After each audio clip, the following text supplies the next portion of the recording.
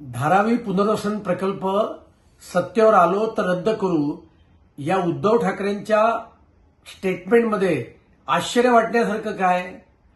सर्व विकासाचे प्रकल्प रद्द करणं आणि त्याला विरोध करणं हीच उद्धव ठाकरेंची खासियत आहे. मग समृद्धी महामार्ग असेल, धारावीचा पुनर्वसन प्रकल्प असेल, मेट्रोचा प्रोजेक्ट असेल, वा नाणार किंवा बारसूची रिफायनरी असेल, जिथे जिथे लोकांचं आणि विशेषतः मराठी माणसाचं भलं होतंय तिकडे उद्धव ठाकरेंच्या पोटात दुखतं. उद्धवजी, मुंबई शहरातला मूळ मुंबईकर या मुंबईत राहण्याकरता आणि त्याला चांगलं जीवनमान देण्याकरता धारावीचा पुनर्वसन प्रकल्प आहे.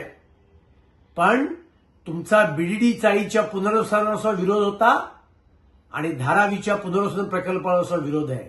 कारण मुंबईकर मुंबईच्या बाहेर पाठवायचा आणि आपल्या बिल्डर मित्रांच्या घशात मुंबई घालायची, हे तुमचं कुटील कारस्थान आहे.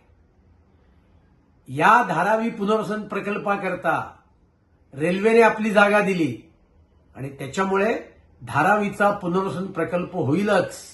कारण मूळ मुंबईकर या मुंबईत राहून चांगल्या स्थितीमध्ये जगेल हे नक्की आहे. हा प्रकल्प पूर्णत्वाला जाणार म्हणजे जाणार.